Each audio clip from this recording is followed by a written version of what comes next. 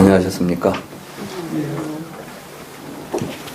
지난번 저희들이 금강경 공부할 때 같이 공부하신 분들이 또 새로 오신 분도 계신 것 같고, 이번 공부에 처음 오신 분도 좀 계신 것 같은데, 오늘 처음 이 공부에 오신 분들 혹시 한번 손 들어 보실까요? 우리 법련사에 오신 분들이신가요? 소개해봐. 예.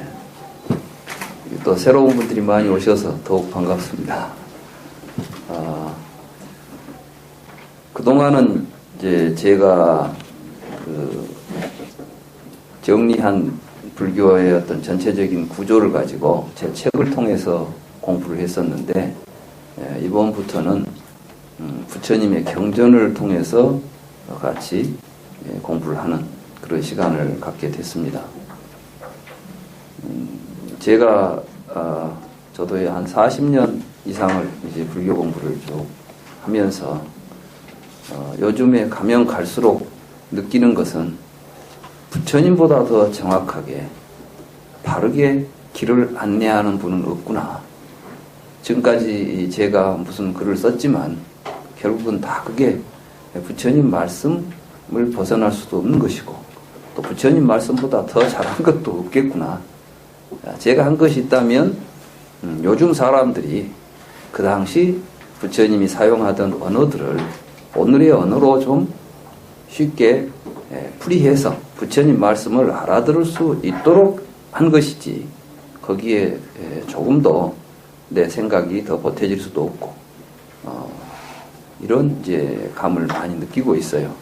그런 가운데 제가 니까야를 쭉 이제 번역을 하고 있는데, 번역을 하면서 거듭거듭 느끼는 것은 역시 부처님 말씀은 부처님의 경을 통해서 이해해야 가장 정확하고 바르게 이해할 수 있겠다, 이런 생각을 하게 됐습니다. 다행스럽게 불교 수행에 대한 모든 그 과정과 절차, 그리고 방법, 목표, 이런 것들을 잘 정리해 놓은 부처님 말씀이 맞지마 니까야입니다. 그런데 이번에 제가 이제 그 맞지마 니까야에서 가장 중요한 말씀들, 다시 말해서 우리가 불교를 공부하고 바른 깨달음을 성취하는데 꼭 필요한 경전들을 뽑아가지고 번역한 책이 정선 맞지마 니까야입니다. 실제로 여러분들이 맞지마 니까야를 다 보시려면 152개의 경이 맞지마 니까야에 들어있습니다. 그리고 또 각각의 경들이 동일한 내용들이 반복되는 부분이 많고, 또 그러다 보니까 읽다 보면 양이 굉장히 많아서 여러분들이 개인적으로 읽을 때 읽어가다가 주제를 놓쳐버릴 수도 있고, 좀 읽기 난삽한 부분이 많이 있었습니다. 실제로 이걸 제대로 번역한다면 제가 지금 번역한 분량의 3배 정도가 돼야 됩니다. 전체를 다 번역했다면. 근데 제가 그걸 지금 3분의 1 정도로 축약을 했고, 그러나 제가 이것을 번역하면서 부처님의 말씀을 빼버린 것은 없습니다. 같은 내용이 있는 경은 가장 중요한 경을 선정해서 번역을 했고, 그 다음에 반복되는, 말하자면 이제 예를 들자면 이렇습니다. 부처님의 말씀이 이제 어떤 사람이 대화를 합니다. 그리고 그걸 부처님에게 다시 옮깁니다. 그러면은 경에는 그 내용을 그대로 다시 반복이 됩니다. 근데 그 이야기를 또 누구한테 옮길 때는 또 반복이 됩니다. 그럼 한 경에 똑같은 내용이 2번, 3번이 나오게 됩니다. 그럼 여러분들이 경을 읽을 때 보면 뭐 새로운 내용이 있나 있고 막한 내용이고 또 있나 보면 똑같은 내용이 반복되면, 좀 요즘 현대인들은 좀 성질이 급해가지고 옛날 분들은 또 있고 또 있고 하셨는가 모르겠는데, 요즘 현대인들은 좀 짜증이 나죠. 그래서 제가 딱 생략해서 어떤 식으로 번역하냐면은, 그때의 그 상황을 그대로 부처님께 잘 말씀드리니 뭐 이런 식으로 말하자면 아까 했던 이야기를 부처님에게 그대로 잘 전달해 드리니 부처님께서 이런 식으로 이제 좀 정리를 해버렸죠. 그러면은 많은 부분 좀 부처님 그 경에 나온 내용은 빠지지 않으면서도 양은 많이 줄어들지 않겠습니까? 또는 만약에 이제 우리가 선정에 대한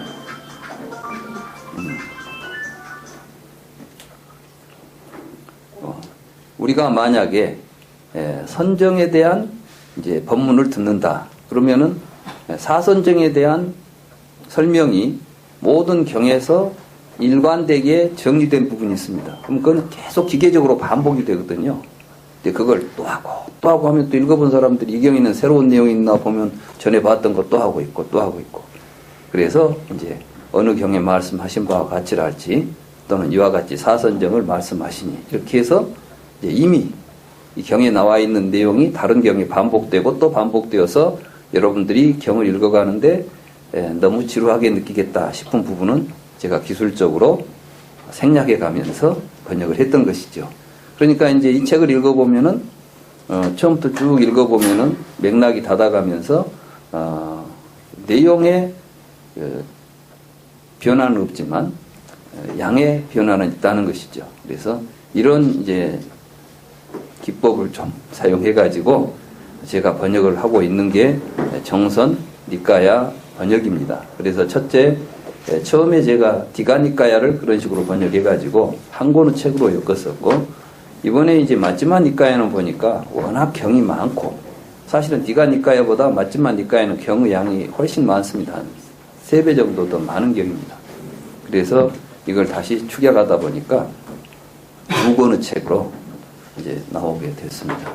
앞으로 이제 쌍유타 니까야, 앙부따라 니까야, 나머지 니까야도 이런 식으로 번역을 하게 되면 여러분들이 부처님의 초기 경전을 완독하시는데, 다 읽는데 별 어려움이 없을 것입니다. 그리고 부처님의 말씀을 우리가 직접 들어보고 이제 같이 한번 이야기해보자는 겁니다. 지금 우리 주변에서 불교를 이야기하고 또 불자로서 불교에 대해서 공부한다고 하시는 분들이 실제로 부처님 말씀을 직접 자기가 보거나 듣거나 하지를 못합니다. 그래서 자기를 가르쳐주는 어떤 제3자를 통해서, 다시 말해서 자신이 신뢰하는 스승을 통해서 부처님 말씀을 듣게 되지요. 그러다 보니까 부처님은 말씀이 전달된다기보다는 그걸 전해주는 사람은 생각이 전달되고, 그러다 보니까 이제 그 생각이 틀리게 되면은 서로 다투게 됩니다. 실제로 저에 대해서도 상당히 많은 비판이 있다는 걸 압니다. 노골적으로 저를 비판하는 글도 제가 읽었습니다. 말하자면 나는 되먹지 않은 해석을 하고 있다, 이런 식의 글도 제가 읽었습니다. 읽으면서 제가 느낀 것은 정말 이분이 스스로 부처님의 경전들을 제대로 읽었다면 이런 말씀을 할 수가 있을까? 이런 생각을 하게 됐어요. 그래서 저는 비판을 저를 하고 안 하고는 저는 별로 상관을 하지 않습니다. 왜냐하면은 나를 비판한다고 해서 무슨 의미가 있겠어요? 그렇잖아요? 중요한 것은 불교 공부하시는 분들이 부처님의 가르침을 통해서 스스로 바른 길을 찾아가는 게 중요하지. 저는 이제 거기에 제가 여러분들에게 도움을 주고자 하는 것이지, 내가 맞다 틀리다라는 것은 별로 중요하지 않습니다. 저는 다만 제가 공부했고 제가 불경을 읽은 관점을 여러분들에게 보여주고, 여러분들이 혹시 공부하는데 도움이 된다면 좋겠다 하는 심정으로 이야기하고 있을 뿐이기 때문에, 제가 맞다 틀리다 이런 것은 저하고는 별로 관계가 없습니다. 그래서 그런 비판의 글이 나와도 제가 거기에 대해서 변명을 한다거나 해명을 하려고 하는 생각조차 없고, 이런 분도 있는가 보구나, 또 그럴 수도 있겠구나, 저는 다만 그렇게 생각하고 있을 뿐입니다. 그런데 이제 이렇게 번역이 됐으니까 우리가 이 부처님의 말씀을 직접 같이 공부하면서 바른 지견을 얻어갔으면 좋겠다. 이게 이번 저와 함께 읽는 맞지마 니까야에서 제가 여러분들과 함께 하고자 하는 공부의 목표입니다. 그 다음에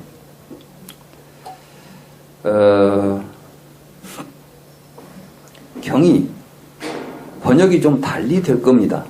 다른 사람들과 다르게 번역이 되어 있을 겁니다. 제가 번역한 경의 내용이. 왜냐하면 좀 이따 이제 같이 경을 한번 살펴보면서도 말씀드리겠습니다만은 언어라는 것은 우리가 가지고 다니는 하나의 개념인데 이 개념은 굉장히 많은 의미를 가지고 있습니다. 그러니까 같은 말이라 하더라도 부처님이 사용하시고 또 어떤 맥락 속에서 어떤 의미로 이것이 쓰였을까 하는 것은 우리가 일반적으로 사전적인 의미만 가지고는 파악할 수 없다는 것입니다. 예를 들어서 그 사람 손이 커 이렇게 말했을 때 장소에 따라서 손이 크다는 의미가 아주 달라집니다. 장갑을 사러 갔습니다.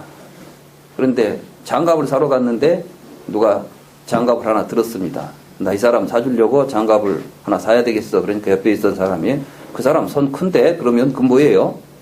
그 장갑 가지고는 안 되겠어. 더 큰 장갑을 골라야 되겠어. 이렇게 말해야 되겠죠. 그런데 우리가 어떻게 이제 뭔 일을 하는데 그 사람이 이제 어디 가서 막 물건을 사는데 엄청 이제 막 큰 돈을 쓰는 거예요. 그러니까 야, 그 사람 참 손이 커. 그렇게 말했을 때는 똑같은 손이 크다고 말했지만은 의미가 같습니까? 틀립니까? 전혀 다르잖아요. 그런데 우리는 어떤 의미 하나를 딱 고정시켜 놓고 그 말은 항상 거기다 써야 된다고 해버릴 때는 굉장히 혼란스러운 문제가 발생하는 것입니다. 대표적인 예가 다르마라는 말인데 불교 속에서 불교 속에서 법이라는 말이 나오는데 이 법은 상황에 따라서 굉장히 다양한 의미를 가지고 사용됩니다. 그런데 그냥 무조건 다르마라는 말, 법이라는 말 하나로 쓰게 되면은 참으로 읽는 사람들은 여기서 무슨 말로 다르마가 사용되는지 어려울 때가 많습니다. 색이라는 것도 그렇습니다. 안입이 설신이 할 때는 눈과 색 그러죠? 안과 색 이렇게 말한 거 하면은 온 말할 때는 또 색수상행식 그럴 때는 또 색이 또 나오잖아요. 그러니까 온이라는 개념 속에서 사용되는 색이라는 개념하고 육입처나 육근하고 관계에서 사용되는 육경이나 육외입처라는 개념으로 사용될 때의 색 개념은 또 다른 개념이지 않겠습니까? 이렇게 그 단어가 어떤 사상이나 종교 속에서 사용될 때는 각기 다릅니다. 똑같은 지바라고 하는 개념이 있습니다. 생명이라는 개념이죠. 그런데 자인화교에서는 이것을 실체시에서 정신적 실체를 지바라고 부릅니다.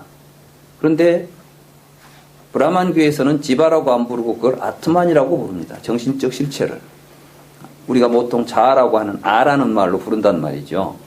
그러면은 정신적 실체에 대한 호칭이 자인화교에서 지바라고 불렀을 때하고 브라만교에서 아트만이라고 불렀을 때는 동일한 실체에 대해서 같은 이름을 쓰고 있는 게 아니라 실체에 대한 정신에 대한 이해가 다르기 때문에 다른 개념을 쓰고 있는 것입니다. 그러니까 어떤 언어가 어디에서 사용되는가를 정확하게 이해하기 위해서는 사실은 불교를 제대로 이해하기 위해서는 인도 철학에 대한 이해가 없으면 안 되는 것이죠. 말하자면 인도에서 그 당시 부처님 살아계실 때 인도 사람들이 사용했던 그 개념들이 어떤 의미가 있었는데 부처님은 그 의미를 또 어떤 식으로 다르게 우리에게 설명해 주려고 하고 이해시키려고 하고 있는가, 이런 관점에서 경의 번역이 이루어져야 되는 것입니다. 그러니까 경의 번역은 단순한 언어적인 문제가 아닙니다. 그래서 산스크리트로 경이 써져 있으니까 산스크리트를 잘하면 경을 잘 번역할 것이다. 그렇게 되지 않습니다. 이해가 되시죠? 네. 이제 그런 점에서 제가 이걸 번역할 때는 저는 최대한 불교만 가지고 개념을 이해하려고 한 게 아니라 그 당시 부처님 당시에 있었던 사상들, 이것들이 도대체 어떤 사상을 가지고 있었는가, 또 그 당시 이제 그 종교와 사상들이 어떤 양상을 띠고 있었고 부처님은 이 시점에서 무슨 이야기를 하려고 했을까, 이런 것들에 제가 그 어떤 관심을 가지고 이제 개념을 이해했고 또 그걸 가지고 번역을 했기 때문에 다른 분들의 번역과 많은 좀 차이가 있을 것이다라고 봅니다. 실제로 있습니다. 저는 이제 제가 처음 석사학위 논문을 백론이라는 논서를 가지고 썼습니다. 이 백론은 부처님 그 당시 용수의 제자인 데바라고 하는 분이 쓰신 책인데 그 당시 인도의 외도를 비판하는 책입니다. 그러니까 불교의 중관 사상을 가지고 불교의 공, 중도, 공, 이 관점을 가지고 그 당시 상키야 또는 바이셰시카 이런 두 철학 체계가 가지고 있는 존재, 인식, 윤리 이런 모든 분야에 대해서 비판을 가한 책입니다. 저는 이제 그 책을 가지고 석사 논문을 쓰면서 그걸 이해하기 위해서 먼저 선결적으로 제가 이해해야 됐던 게 인도 철학이었습니다. 말하자면 인도의 그 당시 철학을 비판한 거니까 그 철학이 어떤 건데 뭘 비판했는가를 제가 이해하려면 우선은 인도 철학을 알아야 되지 않겠습니까? 근데 이제 인도 철학의 쌍키야와 와이셰시카라고 하는 두 개의 철학은 인도 철학의 핵심입니다. 다시 말해서 인도의 형이상학이나 철학을 대표하는 두 개의 철학인데 그 철학의 연원이 전부 베다하고 연결되어 있고 그 베다로부터서 발전되어 오는 그 당시 인도의 모든 철학적인 것들을 다시 자기들이 베다 철학을 핵심으로 해서 수용해가지고 그걸 다시 베다화 시켜놓은 철학입니다. 그래서 유파 철학 가운데 이제 힌두교의 그 기본적인 지금 우리가 말하는 브라만교의 기본적인 여러 학파 중에 대표적인 그 형이상학적인 학파가 쌍키야 학파하고 와이셰시카 학파인데 이 두 학파에 대한 연원을 쭉 연구하다 보니까 고대 부처님 당시에 나타났던 육사외도까지 다 이게 이제 연결이 되는 거예요. 그래서 그때 이제 제가 기본적으로 인도 철학이 베다에서부터 어떤 식으로 사유가 전개되었고 어떤 구조를 가지고 있구나 이런 것들을 제가 이제 이 석사 과정을 하면서 파악된 게 있었기 때문에 다음에 이제 이런 니까야를 번역을 할 때 훨씬 더 쉽게 이 개념들은 바로 이런 것들과 연관되어 있겠구나 하고 저는 부처님의 말씀을 단지 불경만 가지고 이해하는 게 아니라 인도 철학의 전체적인 사상설적인 흐름 속에서 이 경을 이제 보고 이해할 수가 있었다. 그렇기 때문에 제 번역이 기존의 번역들은 부처님 열반하신 뒤에 한 200~300년 뒤에 나타나기 시작한 아비달만 논서들의 해석에 근거해서 개념을 파악해 갔습니다.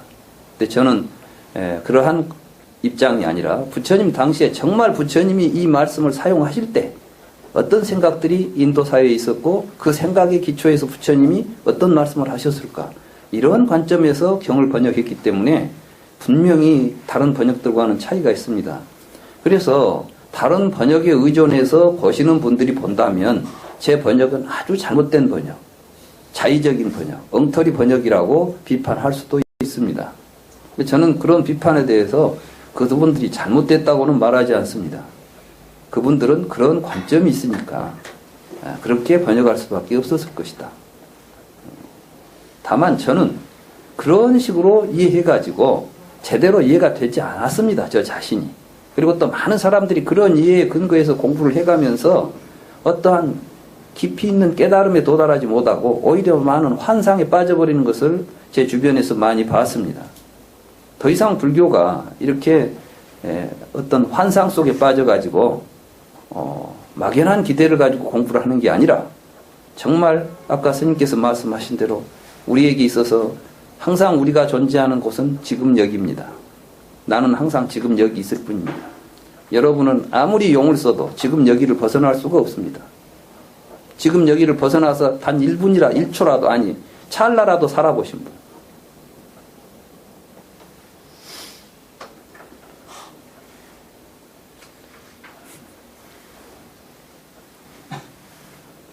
그 지점을 정확히 보는 게 불교입니다. 열반은 거기에 있는 것이지 그 자리를 떠나서 열반이 있지 않습니다. 우리가 육조단경에서 우리가 금강경 공부하면서 육조 해능대사가 도노돈수라고 말씀하셨을 때 도노돈수란 지금 여기 그 자리를 이야기하는 겁니다. 지금 여기 그 자리는 단박 깨치는 것이지 점점 과거 시간 속에서 지금 여기가 존재합니까? 지금 여기는 과거에 있습니까? 미래에 있습니까? 현재에 있습니까? 과거도 현재도 미래도 아닌 지점이 지금 여기입니다. 그래서 금강경에서 과거심도 불가득이요, 미래심도 불가득이요, 현재심도 불가득이라고 이야기했을 때 그것은 무엇이냐면 우리는 시간적으로 과거에서 현재를 거쳐서 미래로 가고 있는 존재가 아니라 항상 지금 여기 있음을 깨달아야 된다는 말씀이죠. 그리고 지금 여기 있음에 대한 깨달음은 점점 깨달았다 보니까 지금 여기에 이르는 게 아니라 지금 여기라는 것을 깨닫는 순간 그 자리에 살 수밖에 없다. 이게 바로 도노돈수예요. 그리고 그것은 어디 시장바닥이라고 해서 다르지 않다. 그게 바로 육조 해능이 시장에 가서 나무팔로 갔다가 문득 깨달았다는 거예요. 이게. 어떻습니까?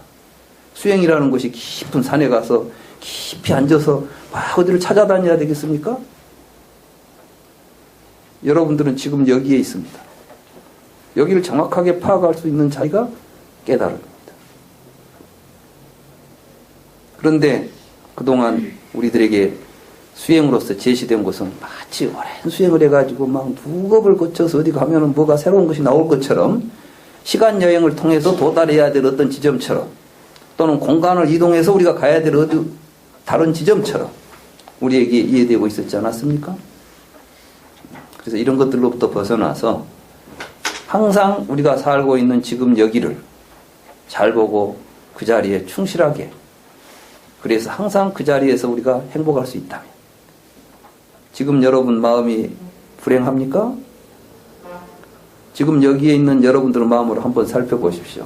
지금 여기 이 강의를 듣고 있는 지금 이 순간 여러분들의 마음을 잠깐 살펴보실 때 거기에 걱정이 있습니까? 없죠?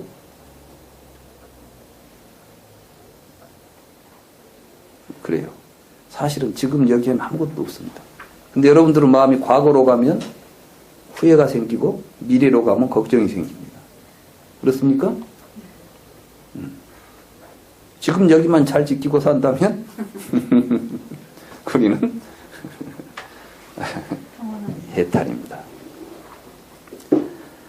어렵게 가니까 문제가 생기는 거죠. 사실은 많은 말씀들이 그걸 우리에게 이야기합니다.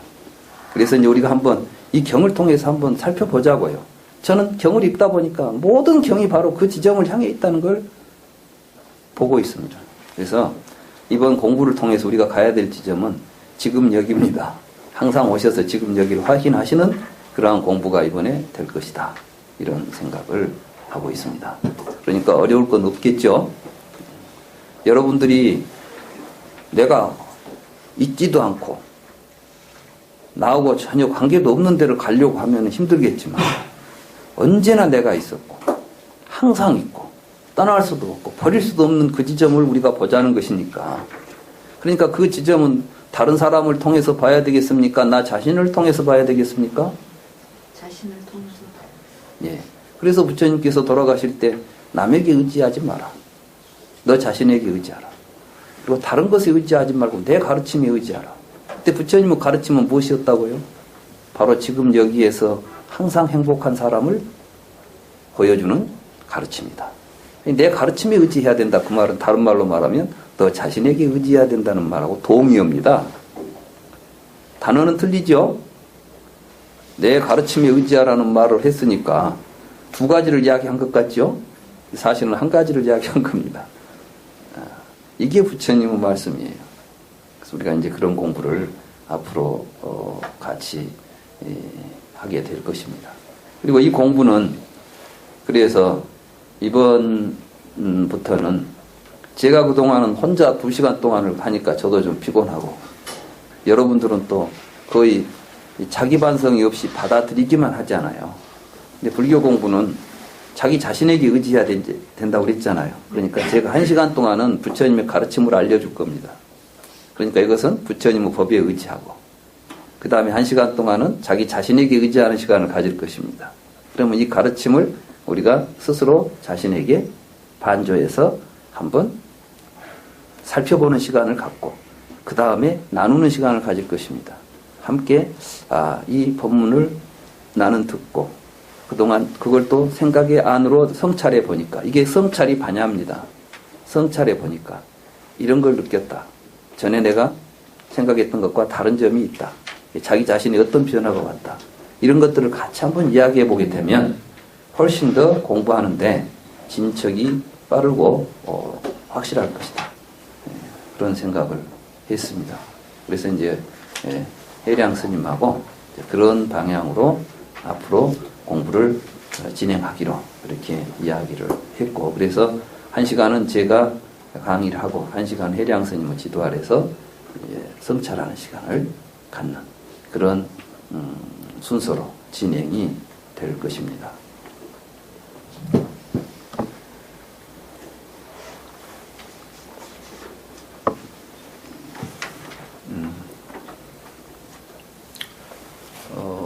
오늘은 근본 법문경을 한번 읽어보고 그리고 이 근본 법문경의 내용에 대해서 같이 생각해보는 시간을 갖겠습니다.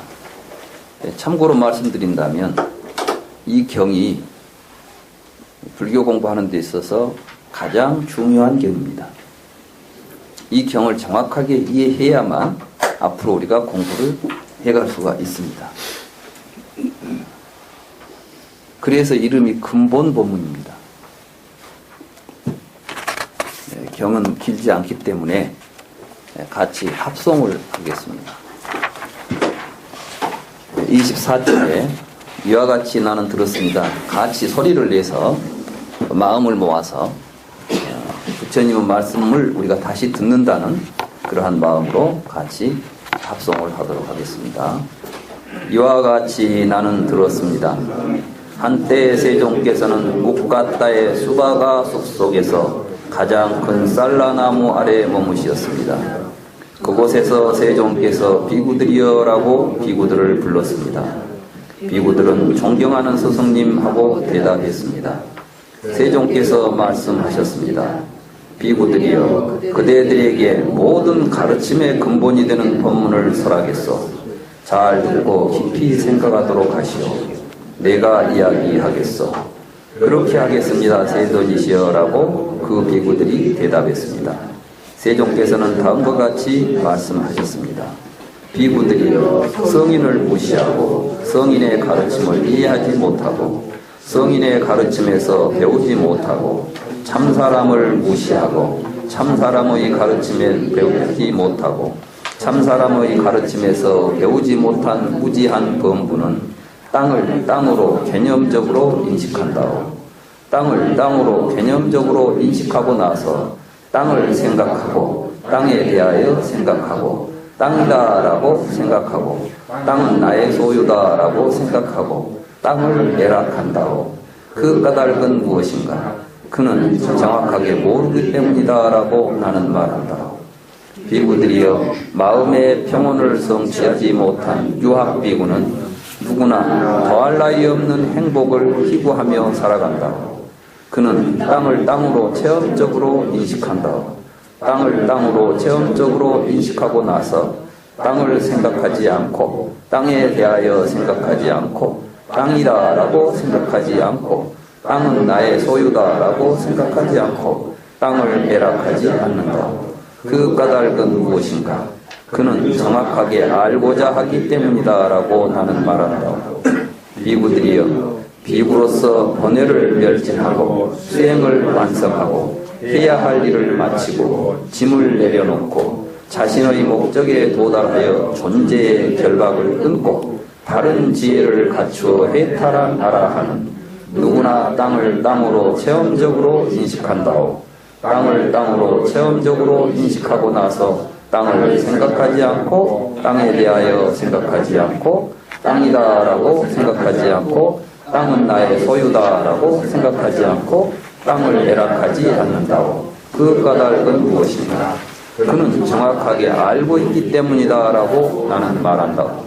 비구들이여 번뇌를 멸진하고 수행을 완성하고 해야 할 일을 마치고 짐을 내려놓고 자신의 목적에 도달하여 존재의 결박을 끊고 바른 지혜를 갖추어 해탈하라 하는 누구나 땅을 땅으로 체험적으로 인식한다오. 땅을 땅으로 체험적으로 인식하고 나서 땅을 생각하지 않고 땅에 대하여 생각하지 않고 땅이다라고 생각하지 않고 땅은 나의 소유다라고 생각하지 않고 땅을 애락하지 않는다오. 그 까닭은 무엇인가?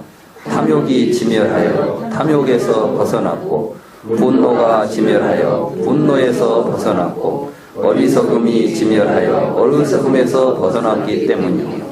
비구들이여 아라하니며 등정각인 열애는 땅을 땅으로 체험적으로 인식한다고. 땅을 땅으로 체험적으로 인식하고 나서 땅을 생각하지 않고 땅에 대하여 생각하지 않고 땅이다라고 생각하지 않고 땅은 나의 소유다라고 생각하지 않고 땅을 애락하지 않는다오. 그 까닭은 무엇인가? 열애는 정확하게 알기 때문이다라고 나는 말한다오. 비구들이여 아라하니며 등정각인 열애는 땅을 땅으로 체험적으로 인식한다. 땅을 땅으로 체험적으로 인식하고 나서 땅을 생각하지 않고 땅에 대하여 생각하지 않고 땅이라고 생각하지 않고 땅은 나의 소유다라고 생각하지 않고 땅을 애락하지 않는다오. 그 까닭은 무엇인가? 열애는 기쁨이 괴로움의 뿌리라는 것을 알고 있으며 유로부터 생이 있고 유정에 노사가 있다는 것을 알기 때문이요. 비구들이여 그래서 열애는 어떤 경우에도 갈망하는 마음을 지멸하고 소멸하고 단념하고 포기하여 무상의 등정각을 몸소 깨달은 등정각이다라고 나는 말한다. 물, 불, 바람, 유정, 천신들, 생주, 엄천, 광음천, 변정천, 광과천, 승자천, 공무변처, 식무변처, 무소유처, 비유상, 비무상처, 보인 것, 들린 것, 사량된 것, 인식된 것, 단일성, 다양성, 일체, 열반에 대해서도 마찬가지로 말씀하셨습니다. 이것이 세존께서 하신 말씀입니다. 그 비구들은 세존의 말씀에 만족하고 기뻐했습니다. 이해에 어려움은 없죠? 근데 이제 내용이 뭔가는 좀 아직 확실하지 않죠? 그러나 여러분들이 읽으면서 무슨 말인지 모르겠다. 이렇지는 않을 거예요. 사실은 제가 이제 꺽쇠로 물, 불, 바람, 유정 이것들도 마찬가지로 말씀하셨습니다라고 했죠. 네. 이게 지금 이제 땅에 대한 이야기 했지 않습니까? 또 물에 대해서 반복됩니다. 그러니까 지금 이게 물, 불, 바람, 유정, 천신, 생주, 범천, 광음천, 변정천 그러니까 이 분량이 한 10배가 되는 경이에요. 이 경이. 이게 이제 또 물도 그렇다, 불도 그렇다 전부 반복이 됩니다. 이거 한번 읽어보려면은 굉장히 복잡하잖아요. 여러분들이 이제 읽으려면 이것보다 10배가 되는 걸 제가 10분의 1로 축약해서 번역을 해버린 거예요. 그럼 이제 그럼 여기서 지금 왜 갑자기 부처님은 땅, 물, 불, 바람 이런 이야기를 하고 계실까요? 그리고 여기서 또 개념적으로 인식한다는 말하고 체험적으로 인식한다는 말을 하시잖아요. 근데 개념적으로 인식한다는 말은 제가 번역어로 쓴 말이고 여러분들이 어떤 다른 번역들을 봐도 개념적으로 인식한다라고는 번역되지 않습니다. 왜냐하면 제가 개념적으로 인식한다라고 번역한 말은 산자나띠라는 말을 번역한 겁니다. 그런데 산자나띠라는 말을 여러분들이 사전에 찾아보면 뭐 지각한다 뭐 이 정도로 번역이 됩니다. 그리고 체험적으로 인식한다라는 말은 아비자나띠라는 말을 번역한 겁니다. 아비자나띠라는 말이 사전적으로는 뭐 정확하게 한다, 뭐 체험적으로 한다 이 정도인데, 그러면 산자나띠와 아비자나띠가 도대체 왜 이 두 개념을 대비해서 쓰고 있잖아요. 부처님께서 이 경에서 가장 중요한 것은 앞에 나오는 뭐 물이냐 불이냐 이런 게 중요한 게 아니고, 이 경의 핵심은 산자나띠는 무엇을 의미하고 아비자나띠는 무엇을 의미한가, 이것을 먼저 정확하게 구분할 줄 알아야만 이 경이 이해가 되는 것입니다. 그러겠죠? 네. 그러니까 이 경을 번역할 때 제가 가장 먼저 해결하고자 했던 것은, 산자나띠는 부처님 지금 무엇 산자나띠라고 하고 있고 무엇 아비자나띠라고 하고 계실까? 왜 여기서 지금 이것이 불교의 근본이라고 하고 있을까? 그러면 이 말은 무슨 말씀이냐면, 부처님의 모든 말씀은 이제 산자나띠와 아비자나띠의 구조 속에서 산자나띠 하지 말고 아비자나띠 하자는 말씀을 하고 계신 것이다, 이 말이죠. 아시겠어요? 네.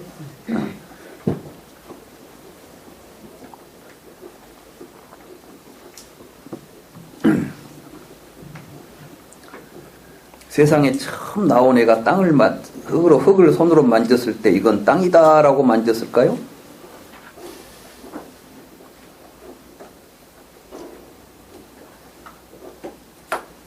이게 아비자나띠입니다. 처음 만져보는 게 이렇게. 근데 여러분들은 벌써 땅이다 할 때는 이미 여러분들이 가지고 있는 땅이라는 개념을 가지고 땅을 보게 됩니다. 그러니까 여러분들은 이제 손으로 만져볼 필요도 없고, 여러분들이 알고 있는 개념을 가지고 계속해서 저건 땅이다, 땅이다라고 생각합니다. 그리고 이렇게 여러분들이 개념을 가지고 계속해서 땅이라고 하게 되는 게 실체화가 됩니다. 그 다음부터는 이제 그것이 여러분들의 욕망의 대상으로 자리 잡습니다. 그래서 그것을 소유하려고 하고, 그런 것들을 통해서 또 자기 이해를 하게 됩니다. 이것이 나다, 내 것이다 라는 생각들을 일으키는데, 이 모두가 다 산자나띠로부터 비롯된다는 겁니다. 그러니까 이제 산자나띠를 통해서 우리가 인식하는 인식의 태도를 반성적으로 성찰하는 것이 수행입니다. 그래서 그걸로부터 나서 아비자나띠가 시작되는 것이 수행의 출발입니다. 그리고 이 아비자나띠가 이거지고, 그런 걸 통해서 우리가 땅이라고 불렀던 것은 이런 것들이었구나라고 정확하게 이해하게 되면, 그것에 대해서 그것은 내 것도 아니고 나도 아니고, 결국 우리가 땅이라고 부른 건 뭘 땅이라고 불렀을까요? 우리가 아비자나띠 했던 것들이 우리들의 욕망과 결핍돼 가지고 개념이 만들어졌고, 그 개념이 실체화돼 가지고 우리의 인식을 지배하고 있었구나. 이런 것들을 깨닫게 됨으로 해서 정확하게 땅에 대해서 그것이 무엇인지를 정확하게 알게 되는 정지에 이르게 되는 겁니다. 그러면 정지를 통해서 정해탈이 일어나는 거예요. 지금까지 그 관념적인 그 굴레로부터 벗어나는 것들이 이제 불교에서 말하는 해탈입니다. 이렇게 되게 되면은 기존에 자기를 얽어맸던 모든 것부터 벗어나기 때문에 이러고 정각 깨달았다고 말하고, 뒤에 보면은 아비자나띠는 지금 수행하는 사람이나 아라한과를 성취한 사람이나 열애나 다 똑같죠. 근데 열애는 무엇까지 보느냐? 연기까지 보게 돼요. 그 뒤에 보면 뭐라고 나오냐면은, 이런 걸로부터 유로부터 생이 있고 유정의 노사가 있다는 것을 안다. 이게 연기를 전체적으로 통찰해서 깨닫게 되는 겁니다. 그렇기 때문에 이걸 전체적으로 통찰한 열애에게는 어떠한 경우에도 가래가 일어나지 않고, 모든 것이 지멸해서 등정과 깨달음의 물 성취한다라고 말하는 것이다. 이렇게 말하고 있잖아요.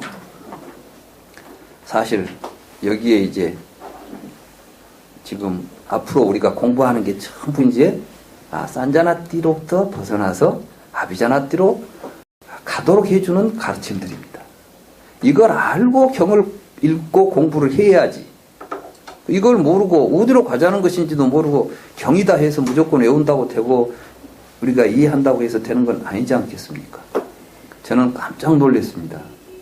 이 맞지마 니까의 첫 경이 근본 법문경이고 첫 경에서 이 말씀을 하신 걸 보고 이 맞지마 니까야를 편집하시는 분들, 다시 말해서 부처님의 많은 말씀들을 이제 모아가지고 나름대로 지금 뭔 정리를 했을 거 아니에요.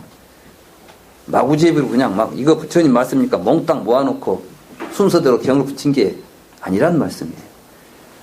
이 수트라, 다시 말해서 경을 편집하신 분들은 아마 대단한, 말하자면 부처님의 깨달음을 정확하게 이해하고 실천했던 훌륭한 스님들 아니었겠어요? 이런 분들이 이제 이 경을 배열할 때 부처님의 많은 말씀들을 어떻게 배열해야 이 경을 차근차근 읽어가면 깨달음에 도달하고 그것이 우리의 삶과 하나가 될 수 있는 길이 있을까? 이런 걸 생각하면서 배열했을 거라고 저는 생각했습니다. 그래서 이 경의 순서는 제가 절대 손을 안 떼려고 해요. 앞으로도 이제 경을 제가 정선하고 다시 하더라도 솔직히 제 자신이 그런 분들보다 더 뭐 잘한다거나 뛰어난다고 저는 생각을 해본 적이 없고, 다만 그런 분들이 가졌던 의도를 내가 정확하게 이해하고 그분들의 뜻에 어긋나지 않도록 경을 번역하고 배열해야 되겠다, 이런 생각만 하죠. 그런 과정에서 보니까 너무나 감동스러운 것은 그것들이 잘 요소요소에 배열이 되어 가면서 저 마지막에 가면 지각수행경이라는 걸로 결론이 나더라고요. 그러니까 지각이라는 게 뭐냐면 사실은 여러분들이 눈으로 보고 귀로 듣고 하는 것이 하찮게 보일지 몰라도 거기가 여러분들이 보고 듣는 자리가 지금 여기입니다. 그렇습니까? 네. 그렇죠? 지금 여기라는 것은 여러분들이 보고 듣는 그 자리예요. 그러니까 모든 것은 그 자리에서 이루어지고 있는 거예요. 그러니까 그 자리를 잘 보고는 것이 수행의 처음과 마지막입니다. 다른 데 가서 수행하려고 하지 마십시오. 여러분이 지금 여기를 떠나버리면 다 망상입니다. 그래서 불교 수행은 지금 여기, 다시 말해서 지각 수행에 있다. 여러 교리들이 수없이 많이 설해지고 있지만 결국은 그 자리를 정확하게 보고 그 자리에서 살아가다. 이걸 부처님 우리에게 지금 말씀하시는 겁니다. 그래서 이제 이 경은, 첫 경은 152개의 경을 분석해 보니까 제1경이 근본법문경이고 제152경이 지각수행경으로 끝나 있어요. 그리고 그 가운데 과정들을 보니까 너무나 그 과정들이 필요한 내용들이 점진적으로 설해지고 있더라. 그래서 이제 우리 불교 수행의 과정을, 이 니까야를 통해서 수행의 과정을 짠다고 한다면 근본적으로는 이 마지막 니까야의 경의 순서대로 차근차근 우리 명상의 프로그램을 만들어도 좋겠다. 결국은 부처님의 경전, 말씀에 의존해서 우리가 수행해가는 중요한 수행의 과정들이 만들어질 수 있겠다. 그래서 저는 이제 이번 우리 공부하는 이 여러분들과 함께 그걸 완성해 보고 싶습니다. 같이 한번 가보자고요. 그리고 나서 이것들이 제대로 된다면 이제는 어디에서나 여러분들이 스스로 먼저 가봐야 됩니다. 가보지도 않고 나서 다른 사람을 끌고 가면 되겠어요, 안 되겠어요? 이때부터 이제 문제가 생기죠. 자기도 잘 모르는데 막 가자 해가지고 엉뚱한 데로 가고 있으면 안 되잖아요. 그래서 우리가 지금, 저는 우리 시대, 지금 현재 우리가 불교를 공부하는 우리 시대가 부처님은 길을 일러줬지만 우리는 길을 잃어버렸다. 그래서 다시 부처님의 말씀에 근거해서 부처님이 우리에게 깨달아서 보여준 길을 찾아가자. 그리고 우리가 가서 다른 사람도 함께 그 길을 가도록 길을 열어가자. 우리 근본불교 연구회라고 하는 이 공부의, 이 공부 모임의 근본 취지는 부처님의 근본 가르침을 우리가 스스로 잘 이해하고 그 이해의 기초에서 부처님이 우리에게 보여준 대로 그 길을 가보고, 가서 여러분들이 확신이 있으면 다른 사람도 오라고 손을 내밀자. 부처님은 우리가 이제 3계 도사라고 부르는 분입니다. 그렇죠? 여러분들 3계 도사, 사생자부, 시아본사, 서가모니불 이렇게 말씀하시잖아요. 부처님은 내가 지도자다 이렇게 말씀하신 적이 없습니다. 누구를 내가 구원해 주겠다 이런 말씀도 하신 적이 없습니다. 그러니까 금강경에서도 일체 중생을 제도하지만 제도받은 중생이 단 한 사람도 있을 수 없다 이런 이야기를 했지 않습니까? 다만 나는 먼저 갔고 길을 아는 사람이다. 그래서 그 길을 가도록 안내하는데 길은 누가 가야 되겠습니까? 스스로 가야 됩니다. 그러니까 자기 자신에게 의지해서 갈 수밖에 없다는 이야기죠. 그래서 부처님은 도사라는 말이 한문으로 번역해 놓으니까 제법 그럴듯한데 이걸 영어로 번역하면 아주 하찮은 말이 됩니다. 가이드입니다. 그렇잖아요? 네. 길 안내자라니까. 이 도라는 것이 길도자 밑에다가 마디촌자를 붙이거든. 이게 마디촌자를 빼면 거창한 도사가 되죠. 근데 많은 사람들이 3개 도사 그러니까 그 마디촌자를 빼버리고 길도자만 해가지고 도사. 근데 그 도사는 어디가 있냐 하면 그 도사는 또 이 스승사자를 쓰지도 않고 선비사자를 써요. 도사는. 이 도사는 도교의 도사들입니다. 도교를 닦는 사람들을 도사라고 불렀어요. 근데 부처님은 도교 닦는 신선대자고 하는 도사가 아니라 먼저 열반에 갔다. 그리고 그곳이 우리가 가야 될 모든 사람들이 행복하게 살기를 원한다면 가야 될 마지막 우리들의 목적지라는 것을 깨닫고 사람들에게 길 안내를 하신 겁니다.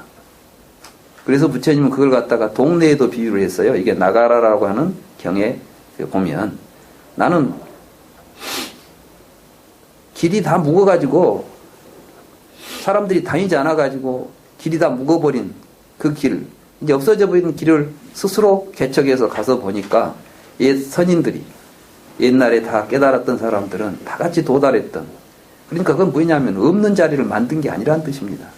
우리에게 다 갖추어져 있다는 것이죠. 지금 여기는 누가 만들어 놓은 겁니까? 본래부터 있던 자리입니까? 여러분들이 살고 있는 지금 여기라는 데를 누가 만들었습니까? 신이 만들었습니까? 살아있는 모든 생명이 서 있는 그 자리입니다. 근데 그 자리를 가는 법을 모르고 우리는 과거와 미래 속을 헤매면서 수많은 고통과 갈등과 괴로움 속에 빠져 있다는 것입니다. 그래서 부처님은 그 열반의 성에 도달했다. 그 동네를 나는 먼저 가서 보고 너희들한테 저 동네 좋은 동네가 있으니까 가자고 말했다. 올 사람 와라 그 말이죠. 그러니까 이제 우리 불교를 공부하시는 분들은 스스로 가야 됨과 동시에 누구나 같이 가도록 하되 가기 싫은 사람은 억지로 끌어서는 안 됩니다. 왜냐하면 그 사람은 억지로 해서 올 수가 없습니다. 스스로 고통을 느끼고 벗어나고자 하는 마음이 있을 때 오게 되어 있습니다. 그래서 우리는 이제 그렇게 항상 억지스럽지 않게 여러분 스스로 가시고 스스로 깨달으시고 확신에 찰 때 사람들을 인도하십시오. 이게 부처님이 우리에게 가르쳐준 불자들의 길이라고 저는 생각을 합니다. 그런데 여기에서 지금 물, 불, 바람 이런 말들이 나왔죠? 왜 이런 말이 나왔을까요? 지금 이 경에서 지수화풍 4대를 처음에 이야기합니다. 아마 부처님이 지금 계셨다면 지수화풍 이런 이야기 안 하셨을 거예요. 아마 지금 이야기하셨다면 물리학 이야기하고 말하자면 자연과학 이야기를 하셨을 겁니다. 왜? 그 당시 사람들이 인도 철학에 보면 처음에 인도에서는 브라만이 세상을 만들었다고 가르쳤습니다. 이게 이제 브라만교죠. 그래서 범천이 변해서 전변했다. 전변설이라고 하는 브라만교의 교리가 있습니다. 이게 세상을 지배할 때 새로운 사상가들이 출현했습니다. 그 새로운 사상가들은 뭘 주장했냐면 이 세상은 누가 만든 것도 아니다. 그러면 그러니까 본래부터 있었던 것들만 있다. 그럼 본래부터 있었던 것들이 뭐냐? 지수화풍 4가지다. 쉽게 말하면 원자론입니다. 저는 이걸 보고 왜 이렇게 역사는 반복되는가? 인도에서 이미 유신론, 창조론, 말하자면 어떤 신적 존재가 세상을 만들었다고 하는 이런 창조론적인 세계관이 있었을 때, 그런 세계관이 있죠. 그랬을 때 자연과학적인 세계관이 나타납니다. 태초를 누가 가봤느냐? 지금 우리가 보고 있는 이 현실에 우리가 지각되는 대상을 통해서 이 가운데서 이 세계를 설명할 수 있는 원리를 찾자는 겁니다. 그래서 찾아본 게 흙은 기왓장도 되고 벽돌도 되고 다양한 모습이 되지만 결국 부서지면 도로 흙으로 돌아오더라. 그런데 흙은 누가 만든 것도 아니고 기왓장은 깨지고 그릇은 없어져도 흙은 생기지도 않고 없어지지도 않지 않느냐. 여러분들 보기에 그렇습니까? 여러분들은 이제 원자론을 배워가지고 흙도 쪼개면 또 원자가 되지. 그런데 원자론도 결국 가면 뭐가 되냐면 원자에 가면 안 깨진다는 말에 도달해야 됩니다. 그게 원자론입니다. 원자론은 그러니까 원자라는 말 자체가 더 이상 깨지지 않는 존재란 뜻이에요. 아톰. 말 자체가 히라버에 아와 톰이라는 말이 번역된 겁니다. 이게 이제 결합된 거예요. 아톰이. 톰이라는 것은 토미네이션. 나오른다. 쪼갠다는 뜻이에요. 근데 이 톰과 아마 의사 선생님 톰이라는 게 그렇죠? 쪼갠다, 갈라낸다는 거 아니에요? 쪼개버리는 건데 안 쪼개지니까 아톰인 거예요. 그래서 이러한 더 이상 쪼개지지 않는다는 것은 없어지지 않는다는 말하고 동일한 거예요. 네. 그릇이 왜 그릇이 없어집니까? 깨지니까. 쪼개져 버리니까. 이게 컵이죠. 이것이 컵일 수 있는 것은 아직 깨지지 않고 있기 때문이죠. 만약에 내가 박살을 내버렸는데 컵이 있습니까? 없습니까? 컵은 없어졌는데 뭔 있죠? 컵 조가리는 있잖아요. 컵 조가리도 깨지잖아요. 계속해서 깨다 보니까 안 깨질 때까지는 깨질 거라고 생각합니다. 안 깨진 것이 있다고 생각합니다. 그걸 아톰이라고 불렀습니다. 그런데 그 당시 사람들은 지수화풍 네 가지가 깨지지 않는 아톰이라고 본 겁니다.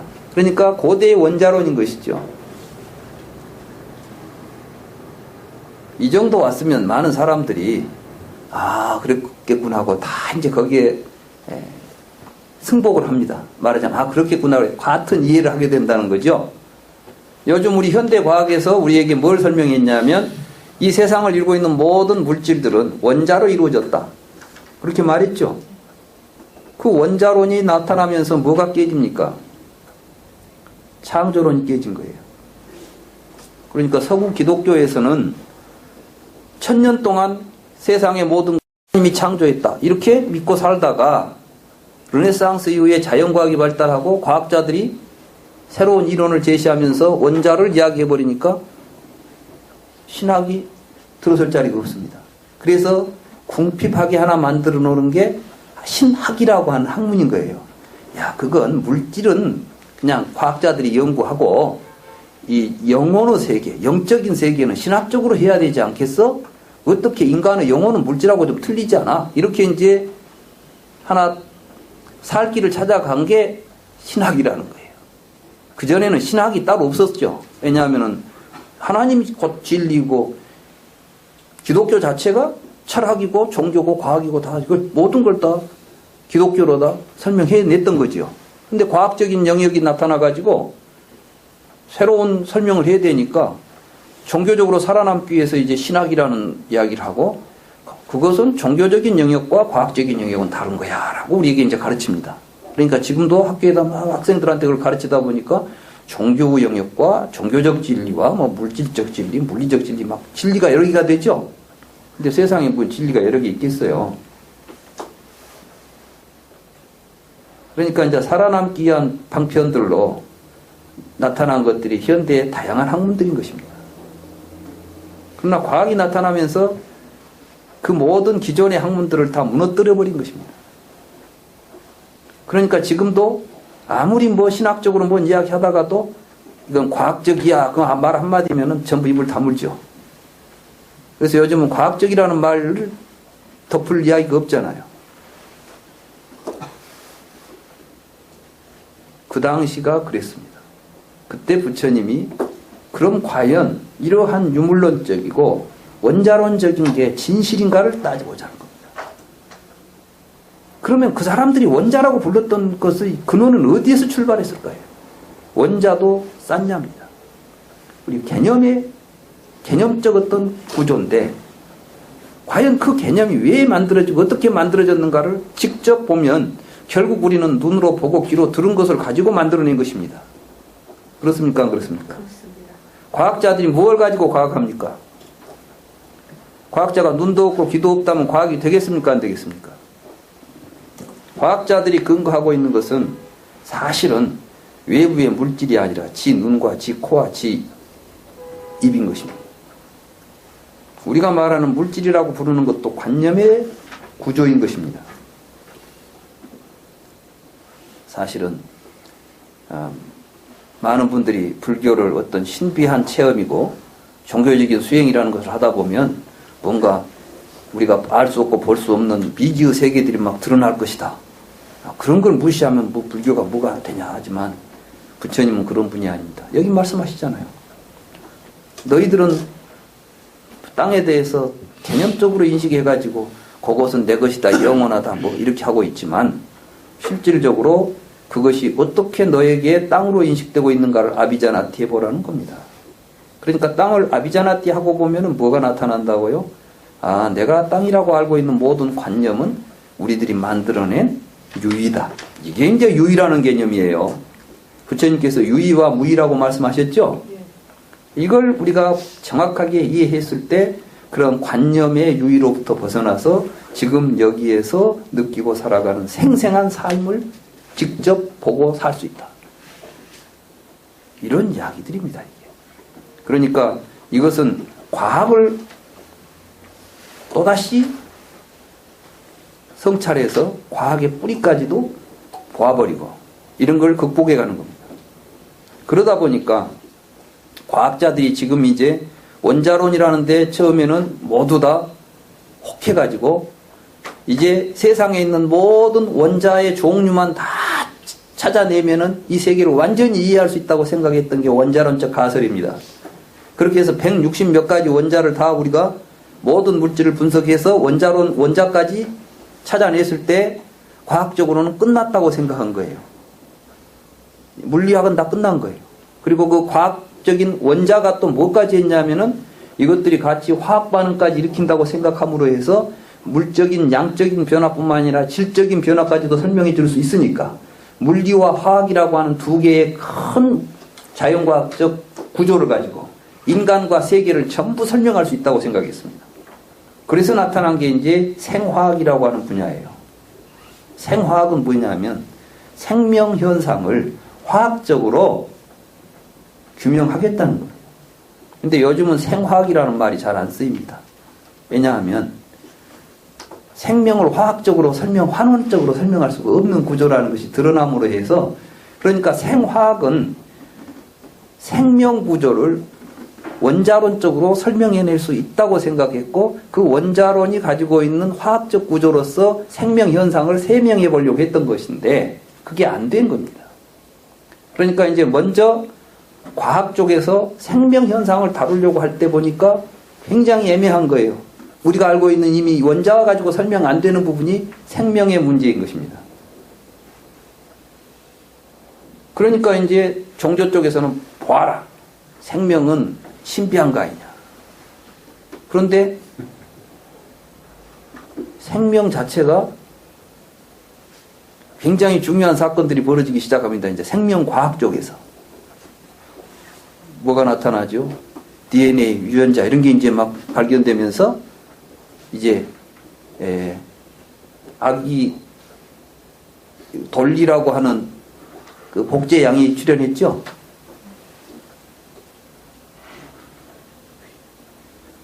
생명과학 쪽에서도 이상한 일이 벌어졌는데 더욱 이상한 일이 벌어진 것은 물리학 쪽에서 벌어지기 시작해요. 깨지지 않을 줄 알았던 원자가 깨지기 시작한 겁니다. 그리고 원자를 실제로 관측하려고 보니까 관측이 안 되는 겁니다. 그럼 우리는 지금까지 보이지도 않은 것을 원자라는 개념만 가지고 알고 있었던 것이죠. 실제로 여러분들이 알고 있는 원자는 다 거짓말이에요. 여러분들이 교과서에서 원자 가운데 전자가 있고 가운데 핵이 있고 전자가 돌아다니는 것처럼 그려놨죠? 원자가 그렇게 생겼으리라고 믿고 있고 지금도 과학 교실에 가면은 막 빨간 덩어리들 가운데다 놓고 막 여러 개 붙어 있는 거 제일 많이 붙은 게 우라늄만이에요. 그죠? 덩치가 커. 근데 실제로 관찰하려고 보니까 안 되더라는 거예요. 그래서 이제 그걸 모델이라고 부릅니다. 원자 모델. 모델이라는 것은 이렇게 생겼다고 이해해보자는 하나의 그림인 것입니다. 그런데 원자론이 깨지면서, 원자론이 왜 깨졌냐면 원자 폭탄 때문에 깨진 거예요. 원자는 안 쪼개져야 되는데 쪼개져 버리더라는 것이지. 원자가 깨지면서 뭐가 나타났냐면 에너지가 나타난 거예요. 엄청난 에너지가. 또 원자끼리는 절대로 붙어서 새로운 원자가 만들어지면 안 돼요, 이게. 그렇죠? 생도 사도 없는 거야, 이게.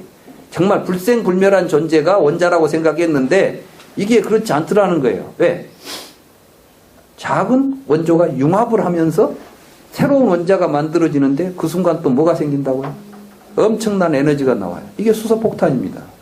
그러니까 원자폭탄, 수소폭탄 이런 것들은 알고 보면 우리가 지금 상상할 수도 없었던 물질이, 우리가 물질이라고 불렀던 것들이 우리가 알고 있는 물질이 아니라는 것이 드러나면서 나타난 현상들이거든요. 그런데 여러분들은 원자폭탄이 나오고 수소폭탄 그 위협 속에 살고 있으면서도 여전히 여러분들은 원자론적인 세계관을 가지고 세계를 보고 있는 거예요, 지금. 그러니까 우리 현대는 과학으로 이미 드러난 진실조차도 제대로 해명도 못하고 이해도 못하면서 일반 사람들에게는 이미 부정된 이론을 과학 시간에 가르치고 있는 겁니다. 그런 사람들이 물질에 대해서 이제 더 이상 외부에 실제한 어떤 사물이라고 보는 관점으로부터 벗어나야 되겠다는 생각을 하게 됐어요. 그래서 나타난 게 이제 양자역학인 것입니다. 그러니까 지금 과학사를 집어보더라도 그렇게 오랜 시간 걸려서 왔던 성찰의 방법들이 사실은 부처님은 2600년 전에 그런 작업들을 다 마친 거예요. 그리고 나서 우리에게 지금 이런 이야기를 하고 계신 겁니다. 그러니까 자연과학을 하시는 분들 가운데서 불교를 접한 사람들은 너무나 놀랍니다. 제가 번역한 불교와 양자역학이라는 책이 있습니다. 그 책을 쓰신 분도 사실은 이제 굉장히 미국의 콜게이트 대학에서 대학 교수를 했고 천체 물리학을 연구하면서 양자역학에 대한 연구를 하신 분인데 결국은 그분 이야기가 그렇게 이야기를 했어요. 불교를 과학적으로 해서 해명하려고 하면 안 된다는 거예요. 왜냐? 과학은 언제든지 과학 이론은 언제든지 바꿔질 수가 있을 것이다. 그러나 자기가 볼 때 부처님이 깨달은 이런 내용들은 변경될 내용이 아니라는 것이죠.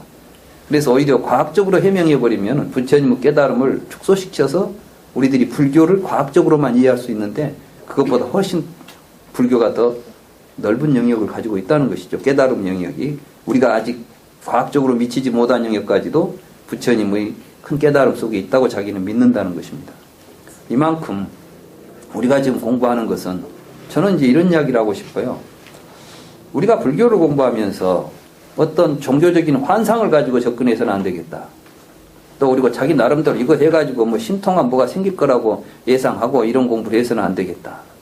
그럼 뭐냐? 있는 그대로 우리의 삶, 우리의 세계에 대해서 정확한 이해를 하고 그 속에서 어떻게 바르게 살아가고 어떻게 해야 우리가 고통스러운 삶 이런 데로부터 벗어날 것인가가 불교의 목적인 것이지 어디 뭐 큰 신통력을 얻어가지고 다른 사람들한테 그걸 가지고 뭐 이렇게 큰 신통력을 가지면 많은 사람들을 지배할 수 있겠죠. 불교 공부하면서 제일로 경계해야 될 게 평등한 생각을 위배해서는 안 되는 것입니다. 부처님이 깨달은 것은 일체의 존재가 생명이든 무생명이든 생명이 있든 없든 모든 존재는 평등한 관계구조에 있다는 것을 깨달았습니다.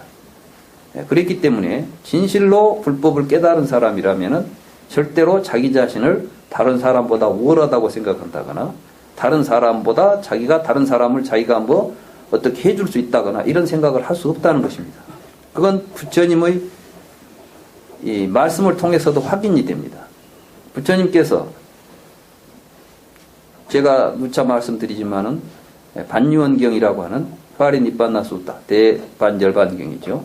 이 경에 부처님께서 후계자가 부처님 열반하신 뒤에 이 교단을 누가 이끌어가야 됩니까?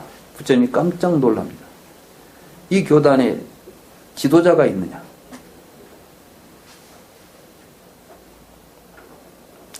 부처님은 나도 비구들을 내가 지도한다고 생각한 적이 없다. 또 비구들이 나를 추종한다고 생각한 적도 없다. 그렇기 때문에 여러분들은 스스로에게 의지하고 남에게 의지해서는 안 된다. 근데 간혹 보면 지식은 사실 그렇습니다. 옛날부터 지식은 권력입니다. 아는 자가 모르는 자를 지배하게 되어 있습니다. 그렇기 때문에 아는 것이 힘인 것입니다. 그러나 불교는 아는 것은 힘이 아닙니다. 불교는 제대로 깨달은 자에게는 힘을 얻는 것이 아니라 결국은 동체의 자비심만이 나타날 수밖에 없죠. 우리가 정말 제대로 깨닫게 되면 나와 남이 있을 수 없고 이 모든 것들이 함께 어우러져가는 삶의 세계라는 것을 아는 사람이 어떻게 내가 다른 사람을 지배하고 다른 사람을 권력으로서 억압할 수 있겠어요? 그렇지 않습니다. 그렇기 때문에 저는 우리들이 이 공부를 하면서 지향해야 될 것은 남보다 잘나려고 하지 말고 여러분 스스로가 진실된 삶 속에서 어떻게 사는 것이 정말 행복한 삶인가, 이런 것들을 처음부터 끝까지 우리가 추구해야 될 것은 참으로 행복한 삶입니다. 나는 이 경을 통해서 또 우리 부처님의 가르침을 통해서 우리들이 모두 다 같이 그러한 행복한 삶을 찾기를 기원합니다. 여기 보면 물불 바람이 나왔죠? 이건 그 당시 사람들이 생각했던 사대에 대한 생각입니다. 그 다음에 유정이라고 나오죠? 사실은 부따라가는 건데 모든 존재들이 할 것입니다. 그러니까 존재 또는 부따라는 말들이 사실은 이 부따라는 말은 본래는 이제 존재하는 것들입니다. 그러니까 이 세상에 존재하는 모든 것들에 대한 문제. 그 다음에 이제 천신. 인도 당시에는 그 사람들의 세계관 속에는 신이 사람이 존재하는 것만큼이나 신도 현실적으로 존재한다고 믿고 있는 시대였습니다. 그러니까 부처님께서는 너희들이 말하는 신이란 무엇인가에 대해서도 개념적으로 이해하지 말고 체험적으로 무엇을 우리가 신이라고 불렀을까라고 다시 한번 살펴보자는 겁니다. 지금 여기서 제시되고 있는 것들은 다 그런 것들입니다. 생주, 이건 바로 프라자파티인데 이건 브라만교에서 베다에 나오는 모든 생명의 아버지입니다. 그래서 이제 베다를 보게 되면 리그베다 속에 이 베다의 형이상학적 원리 가운데 따드 에캄 또는 프라자파티, 브라만 이런 개념들이 다 출현합니다. 그러니까 다시 말하면 인도 철학에서 이 세계를 설명하고 인간을 설명하고 생명을 설명했던 가장 중요한 철학적 개념들, 존재들에 대해서 그것을 산자나띠 하지 마라. 너희들이 지금 산자나띠 하니까 거기에 그걸 실체시한다는 거예요. 예를 들자면 지금 이 시대에 부처님께서 말씀을 하신다면 여호와에 대해서 말씀하실 겁니다. 지금 기독교인들에게 신은 있습니까? 없습니까? 기독교인들에게. 있어요. 누구보다도 확실하게 있죠? 네.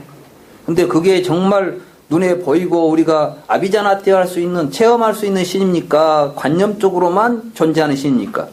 관념적으로. 신을 본 자가 있습니까? 천국에 가본 사람이 있습니까?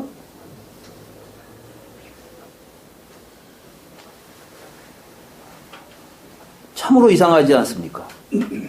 지금까지 인류 역사가 시작된 이후로 신을 본 사람도 없고 천국에 가본 사람도 없는데 수천 년 동안 그 신을 믿고 천국에 가자고 하는 사람들이 끊임없이 나타나고 있다는 사실을 무엇로 우리가 설명해야 되겠습니까?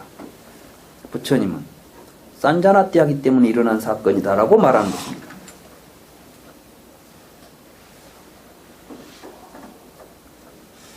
귀신이 있습니까? 없습니까? 여러분들은 없죠? 무당들은 있습니다. 무당들은 무지하게 무서워합니다. 왜 그럴까요? 그들에게도 산자나띠가 있습니다. 사실은 산자나띠라는 것은 무서운 겁니다. 여러분들이 상상하는 것 이상으로 우리를 지배하고 있는 것입니다. 이런 것들을 정확하게 보고 거기로부터 벗어나게 되면 사실은 헛개비들인 것입니다. 이런 것들을 정확하게 이해해야만 해탈이 일어나는 겁니다. 이게 아비자나띠라는 거예요. 사람들은요, 자기가 만들어냅니다. 내가 어떤 꿈을 꿨습니다.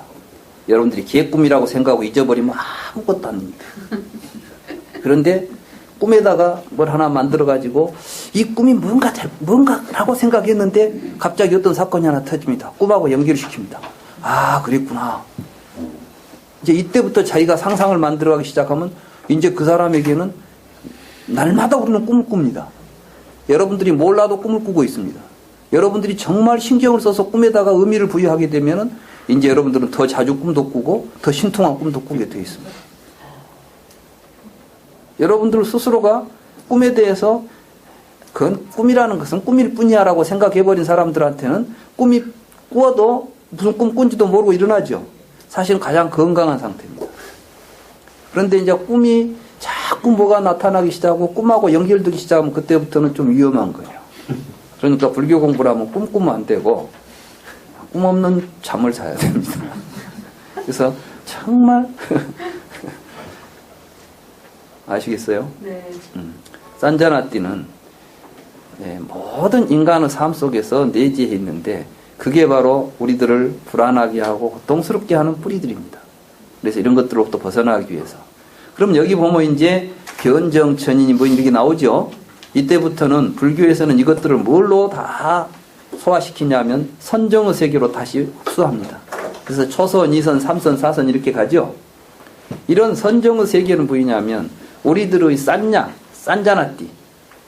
그러니까 이제 우리 금강경에 보면은 사상으로부터 벗어나자 이렇게 말했죠.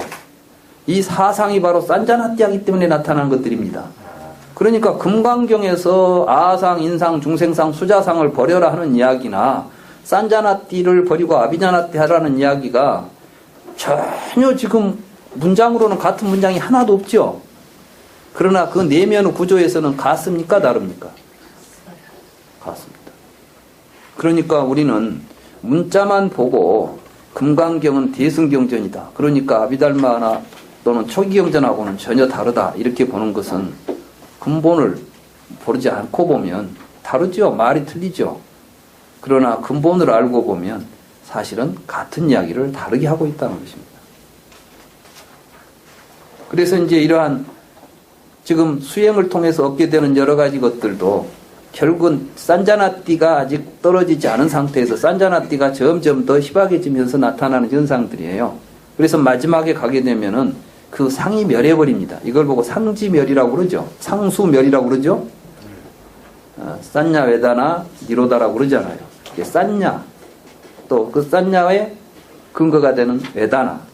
우리는 모든 산냐가 어디서 일어나냐면 사실은 감정적인 것들, 느낌의 토대 위에서 산냐가 벌어집니다.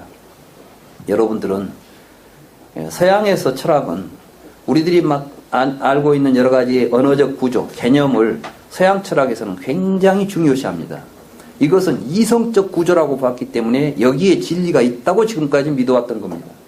그걸 우리가 합리주의라고 말하는 것이죠.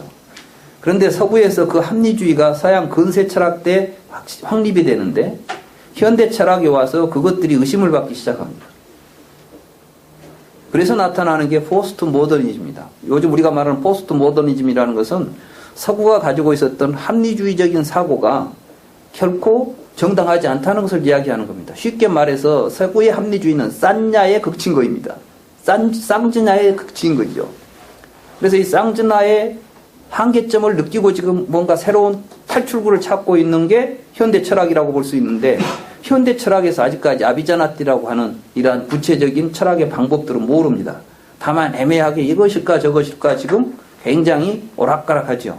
그래서 포스트 모더니즘의 특징은 뭐냐면은 우리가 뭐라고 형언할 수 없고 뭐 말할 수 없는 것들이에요. 왜? 개념적으로 말하려고 보면 뭐가 되죠? 산자나띠가 되는데 산자나띠를 비판하려고 하는데 거기에 적합한 뭔가를 아직 모르니까 종잡을 수 없다는 이야기로만 나오는 겁니다.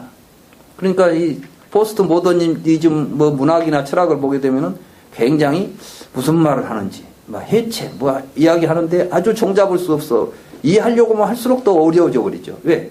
인간의 이해는 개념으로 이해하는데 그 개념을 해체해가지고 뭐 해보자고 하니까 이해하려고 하면 더 어려워질 수밖에 없겠죠. 부처님은 그렇게 또 어리무중 막 애매모호하게 가는 게 아니라 결국은 네 몸으로서 느끼면서 가는 것이니까 우리의 모든 체험과 인식의 출발점은 우리들의 보고 듣고 느끼 이런 지각에서 출발합니다. 여러분들이 불경을 읽어보면 제일 많이 나온 단어가 안이비설심입니다. 그죠? 여러분들이 읽을 때는 눈기코라고 읽고 있습니다. 눈기코라고 읽어가지고는 그게 무슨 어린이들한테 뭐 눈기코를 가르쳐주는 가르침입니까 이게? 그게 아니죠. 지금 여기에서 우리들이 살고 있는 삶의 뿌리라는 것입니다. 그걸 정확하게 이해하고 거기서부터 모든 걸 출발하자는 것이 불교입니다. 그래서 부처님은 이런 것들이 일체다.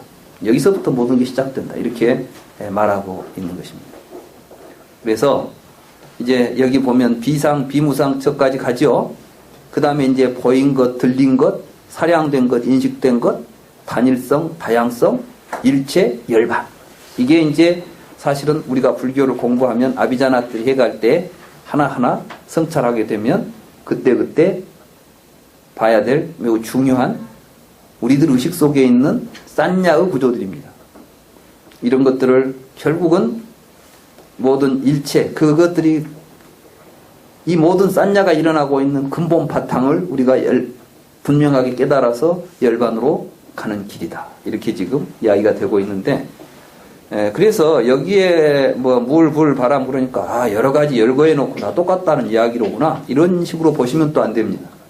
근데 그만큼 이 경들이 우리에게 보여주고 있는 것들은 얼뜻 보면 똑같은 말 반복되니까 아마 어떤 분들은 요거 읽다 보면 왜 똑같은 이야기만 반복되는군 하고 넘어가기가 쉽습니다.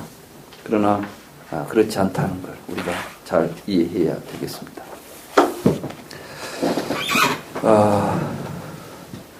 오늘 저희들은 불교의 근본이 무엇인가, 가장 근본적인 공부의 출발점, 이것에 대해서 이야기를 했습니다. 제 이야기는 여기서 마치기로 하고, 혹 제 강의 도중 의심 있는 부분이 있다면 지금 질문해 주시기 바랍니다.